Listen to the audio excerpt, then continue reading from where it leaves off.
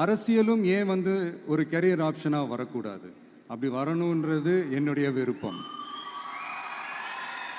நல்லா படித்தவங்க அரசியலுக்கு வரணுமா வேண்டாமா? உங்களை தான் கேட்குறேன். நல்லா படித்தவங்க அரசியலுக்கு வரணுமா வேண்டாமா?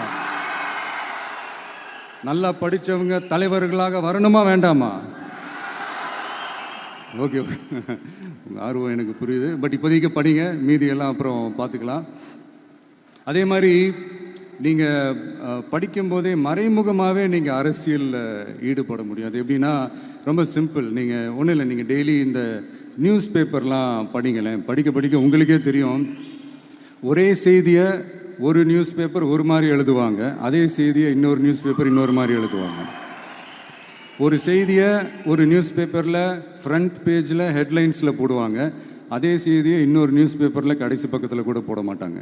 நீங்கள் நியூஸ் வேறு, ஒப்பீனியன் வேறு, செய்தி வேறு, கருத்து வேறுங்கிறது உங்கள் எல்லாருக்குமே தெரிய வரும்.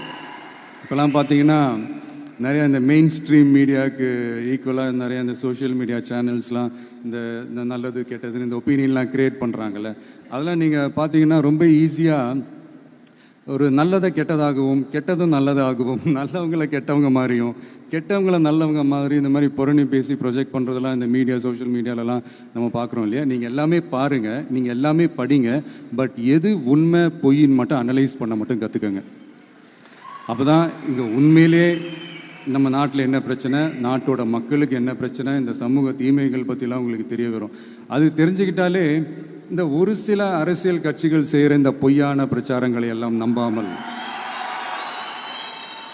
எது கரெக்டு, எது தப்பு, எது உண்மை பொய்ன்னு இதை அனலைஸ் பண்ணி பார்த்துட்டு நல்ல தலைவர்களை தேர்ந்தெடுக்கக்கூடிய ஒரு விசாலமான ஒரு உலக பார்வை உங்களால் வளர்த்துக்க முடியும். அது வந்துட்டாலே அதை விட ஒரு சிறந்த அரசியல் வேறு எதுவுமே இருக்க முடியாதுங்க.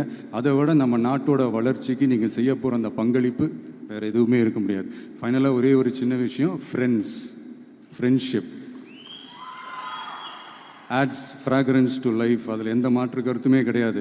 ஒரு கட்டத்துக்கு அப்புறம் பேரண்ட்ஸுக்கு அடுத்தபடியாக, இன்னும் சொல்லப்போனால் பேரண்ட்ஸை விட அதிகமாக நண்பர்களோட டைம் ஸ்பெண்ட் பண்ணக்கூடிய அந்த ஒரு சூழ்நிலை ஏற்படும்.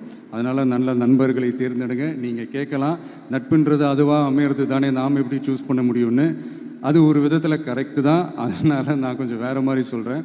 இப்போது உங்களுடைய இந்த நட்பு வட்டாரத்தில் இப்போ ஏதோ ஒரு விஷயம் தப்பாக இருக்குது அப்படின்னா, இப்போது அதில் சில பேர் இந்த தவறான பழக்கங்களில் ஈடுபட்டிருந்தாங்கன்னா முடிஞ்சால் அவங்கள நல்வழிப்படுத்த பாருங்கள். இந்த தவறான பழக்கங்களில் மட்டும் ஈடுபடாதீங்க, ஈடுபடக்கூடாது. நான் முன்னாடியே சொன்ன மாதிரி தான், உங்களோட அடையாளத்தை எக்காரணத்தை கொண்டும் இழந்துடாதீங்க. Don't lose your identity at any cost. இது நான் ஏன் இவ்வளோ வலியுறுத்தி சொல்கிறேன்னா, இப்போ ரீசெண்ட் டைமில் நீங்கள் பார்த்தீங்கன்னா நம்ம தமிழ்நாட்டில் இந்த போதை பொருட்களுடைய இந்த பயன்பாடு அதெல்லாம் வந்து முக்கியமாக யங்ஸ்டர்ஸ் மத்தியில் ரொம்பவே அதிகமாகிருச்சு. ஒரு பெற்றோர் என்ற முறையில், ஒரு அரசியல் இயக்கத்துக்கு தலைவர் என்ற முறையில் எனக்குமே ரொம்ப அச்சமாக தான் இருக்குது. சொல்லலாம், இப்போ வந்து இந்த போதை பொருட்கள்லாம் இதெல்லாம் கண்ட்ரோல் பண்ணுறது அரசோட கடமை, இதெல்லாம் வந்து யங்ஸ்டர்ஸ் இதிலேருந்து காப்பாற்றுறதெல்லாம் அரசுங்களோட கடமை. இப்போ ஆளும் அரசு அதெல்லாம் தவற விட்டுட்டாங்க அப்படின்றத பற்றிலாம் நான் இங்கே பேச வரல. அதுக்கான மேடையும் இது இல்லை. நான் என்ன சொல்ல வரேன்னா, சில நேரத்தில் அரசாங்கத்தை விட நம்ம லைஃப்பை நம்ம தான் பார்த்துக்கணும், நம்மளுடைய சேஃப்டியை நம்ம தான் பார்த்துக்கணும்.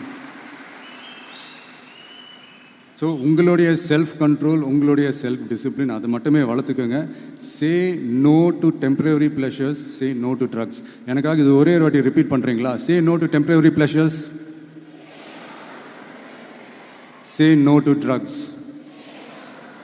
இன்னும் ஒரே ஒரு வாட்டி please. Say no to temporary pleasures, say no to drugs. Thank you. இந்த உறுதிமொழியை நீங்கள் எல்லாரும் எடுக்கணுன்ட்டு நான் ரொம்ப தாழ்மையுடன் கேட்டுக்கிறேன். மற்றபடி வேறு ஒன்றும் இல்லை. இந்த தேர்வில் தேர்ச்சி பெற முடியாதவங்க, நினச்ச மாதிரி மார்க்ஸ் எடுக்க முடியாதவங்க ஒன்றும் லைஃப்பில் எதுவும் டிசப்பாயிண்ட் ஆகாதீங்க. வெற்றி தோல்வி ரெண்டுமே ஈக்குவலாக பேலன்ஸ் பண்ணி போக கற்றுக்கிட்டாலே போதும். தோல்வி நம்மக்கிட்ட வர்றதுக்கே பயப்படும். Success is never ending, failure is never final. So இதை மட்டும் புரிஞ்சுக்கோங்க. நான் 3ஆம் தேதி மீட் பண்ண போகிற அந்த செட் ஆஃப் ஸ்டூடெண்ட்ஸ் அண்ட் பேரண்ட்ஸுக்கும் சேர்த்து தான் இன்னைக்கு வந்து நான் பேசுகிறேன். ஏன்னா மறுபடியும் இந்த மாதிரி அட்வைஸ் பண்ணி அவங்கள நான் போர் அடிக்க விரும்பலை. ஏன்னா ஜென்ரலாகவே தெரியும் அட்வைஸ் பண்ணவங்க எல்லாருக்கும் பிடிக்காதுன்னு. ஏன்னா நானும் அப்படி தான். அதனால் ஸோ அன்றைக்கி வந்து டைரெக்டாக நம்ம வந்து ஸ்டூடெண்ட்ஸை கௌரவிக்கிற அந்த நிகழ்ச்சிக்கு நம்ம போயிடலாம். So thank you. மீண்டும் சந்திக்கும் வரை நன்றி, வணக்கம்.